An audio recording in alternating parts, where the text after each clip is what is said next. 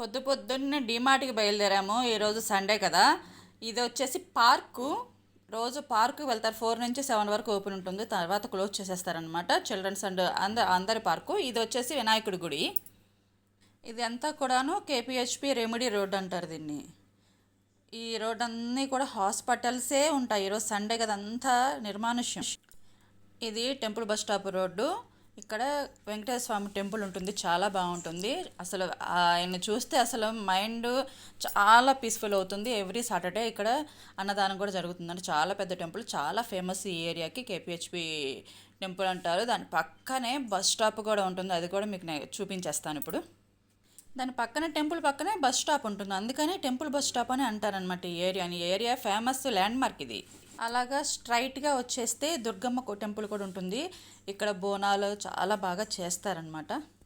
ఇప్పుడు కేపీహెచ్పి ఏరియా బాగా మారిపోయింది కానండి. ఇది ఓల్డ్ బిల్డింగ్స్, ఇవన్నీ కూడా హెచ్ఐజీలు, చాలా పెద్ద ఫ్లాట్లు. చూసారా నేచర్ ఎంత అటు ఇటు చుట్టూ చెట్లు ఉండి ఎంత ఆహ్లాదకరంగా ఉందో. వాతావరణం మాత్రం ఈరోజు బాగా చలేస్తుంది. అక్కడ ఏదో ఊటీలోనో కొడైకెనాల్లో ఉన్నట్లు ఫీలింగ్గా ఉందన్నమాట.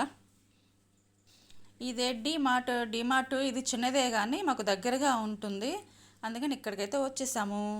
లోపల వీడియో అయితే తీయలేకపోతున్నాను, ఎందుకంటే పర్మిషన్ లేదు. నాకున్న సబ్స్క్రైబర్స్కి నేను ఎట్లాగా ఫైట్ చేసి మాట్లాడలేదు. తక్కువ సబ్స్క్రైబర్స్ ఉన్నారు కదా, అందుకని. ఇంకా సరుకులన్నీ తీసేసుకున్న తర్వాత ఇక సెల్లర్లోకి బైక్ పార్క్ చేసాం కదా, సెల్లర్లోకి అయితే వచ్చేసాము. 2 గోను సంచులు అయితే తెచ్చుకున్నామండి సరుకులు వేసుకోవడానికి. మీరేం తీసుకెళ్తారు డిమార్ట్కి వెళ్తే? గోను సంచులు అయితేనే స్ట్రాంగ్గా ఉంటాయి, అందుకని మేము అప్పుడే గోని సంచులు అంటే తెలుగు పదం కదా, మీకు వినడానికి ఇబ్బందిగా ఉందా? ఇవి రైస్ బ్యాగ్స్ ఉంటాయి కదా, అవి తీసుకుని వస్తాం అన్నమాట. ఇంకా బండి మీద అయితే వచ్చేస్తున్నాము. ఇంటి దగ్గరికి వచ్చేసాము.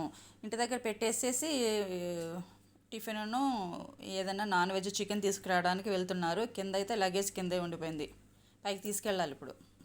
నేను పైకి వెళ్ళి లాక్ ఓపెన్ చేసేసి మళ్ళీ కిందకి వస్తున్నా. లగేజ్ సరుకుల మూట పైకి తీసుకొద్దాం ఇప్పుడు వెళ్ళిపోయి.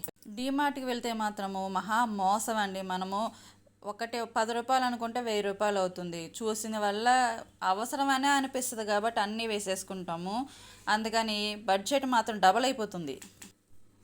పైకి తీసుకెళ్ళిపోదాం. ఒక బ్యాగ్ నేను తీసుకువెళ్తా, ఒక బ్యాగ్ ఈయన వచ్చేసారు. ఈయన ముందు బ్యాగ్ తీసుకెళ్ళిపోయాడు, నేను వెనకాల తీసుకెళ్ళిపోదాము. పదండి. హైలెస్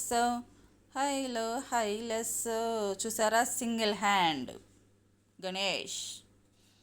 ఒక చేత మోసుకెళ్ళిపోతున్నానా, వెయిట్ ఏం తక్కువగానే ఉందిలేండి, అందుకని మోసుకెళ్తున్నాను. కానీ నా వల్ల ఎక్కడ అవుతుంది. నేను కొంచెం లాస్ట్ ఇయర్ నాకు కొంచెం హెల్త్ ఇష్యూ వచ్చింది, బ్లడ్ ఇన్ఫెక్షన్ వచ్చి చికెన్ గున్యాలాగా వచ్చింది. నేను ఒక 4 months కంప్లీట్ బెడ్ రెస్ట్.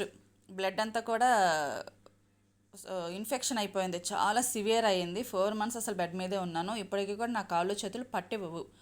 కొన్ని నేను ఇల్లు ఊడ్చడానికి చీపురు పట్టుకోలేను, గిన్నెలు తోమడానికి చేతులు రావు, ఏదైనా బరువైన వస్తువు ఎత్తలేకపోతున్నాను. ఇంకా అంత సెట్ అవ్వలేదు. 90% క్యూర్ అయ్యాను, ఇంకా 10% అట్లాగే లోపల ఉంది.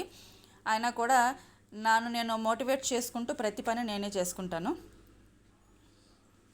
పైకైతే వచ్చేసాను. ఇంకా టిఫిన్ తీసుకొస్తాను, చికెన్ తీసుకొస్తానని వెళ్ళి టిఫిన్ తీసుకురాలేదు. నేను అప్పుడప్పుడు ఉప్మా వేసాను. ఇప్పుడు ఈ లోపటేమో వాటర్ వస్తాయి. ఈరోజు మంజీరా వాటర్ మోటార్ వేయాలి. ఉప్మా పైన పొయ్యి మీద అవుతూ ఉంది, ఓ పక్కన నేను వెళ్ళేసి కిందకి వెళ్ళి మోటార్ వేసి వచ్చేటప్పటికి ఎసరుగా ఆగిపోయింది. ఇంకా ఎట్లా ఉందంటే నాకు పని ఎప్పుడు కూడా ఒక చేత్తో 10 పనులు చేస్తూ ఉంటానండి, హడావిడిగానే ఉంటాను, అసలు ఖాళీనే ఉండదు.